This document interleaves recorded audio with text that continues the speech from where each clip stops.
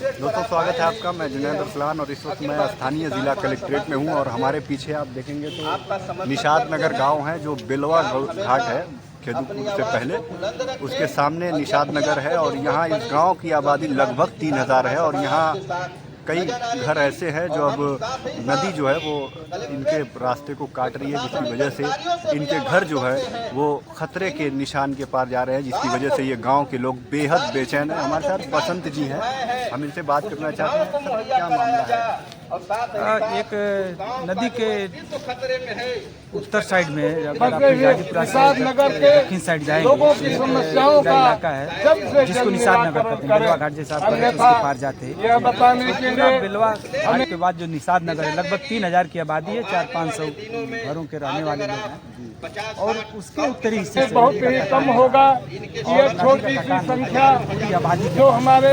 प्रशासन या सरकार पत्थर से ठोकर बनाकर इसको अगर कटान को नहीं रोकेगी तो हम समझते हैं कि एक दो बाढ़ आने के बाद वो पूरा आबादी नदी में समा जाने के लिए मजबूर है और पूरी 3000 की आबादी विस्थापन और पलायन के लिए विवश हो जाएगी। ये लोग करते क्या हैं? ये मूलतः मजदूर लोग हैं जो राजगीर मिस्त्री और डेली मजदूरी वजूरी करके जीने वाले लोग हैं, जो मल्लाह बिरादरी से निषाद समाज के लोग। कब से ये लोग परेशान हैं इस तरह से? ये तो लंबे दिन से परेशान है, लेकिन इनकी बातें पहली दफ़ा हम लोग जिला प्रशासन से कहने आ रहे हैं। वो कटान तो लंबे दिनों से हो रही है और कटान का हालत ये है कि लगभग सैकड़ों बीघा ज़मीन कट के नदी के उस पार चली गई है। इतनी लंबी कटाने हैं। तो इन्हीं की ज़मीन तो गई होगी? निश्चित वही। तो क्या आप लोग यहाँ क्यों आए हैं, क्या उद्देश्य है? हम लोग आज मुख्यमंत्री को एक ज्ञापन दे रहे हैं कि सरकार इस कटान को रोकने के लिए कोई इंतजाम करे और फिर हम बैठकर गांव में जाएंगे और ये योजना बनाएंगे तो उसको लेकर हम क्या क्या कर सकते हैं। हो सकता है कि हम यहाँ के नगर विकास मंत्री हैं उनसे भी घेराव करें, हो सकता है हम यहाँ के सांसद हैं उनका भी घेराव करें और फिर एक लंबा सत्याग्रह चलाने की योजना पर हम काम करें। क्या लगता है विकास की इस दौड़ में अभी तक आपने अभी मुझसे कहा कि वहाँ बिजली का कोई खास इंतजाम भी नहीं है, क्या लग रहा है? ये अजीब लगेगा कि हर गाँव में कहा जा रहा है कि हर गाँव में बिजली पहुँच गई है, लेकिन मैं जब गया उस गाँव में 1.5 किलोमीटर के अंदर कोई बिजली का पोल नहीं। अभी तक वो लोग 500 मीटर 700 मीटर 1000 मीटर से केबल खींचकर वो अपना बिजली जला रहे हैं, लेकिन पोल नहीं गए अभी तक।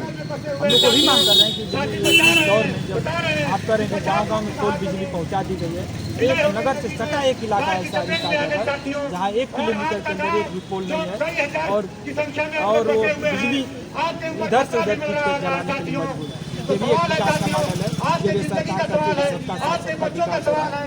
तो नगर के सटे आप जाएंगे तो नहीं वहाँ पे नाली न खलन जाए न कोई पानी निकलने का इंतजाम, नगर पालिका क्षेत्र में है, लेकिन नगर पालिका उसको देख रहा है इंतजामिया कमेटी। क्या मांग है आप?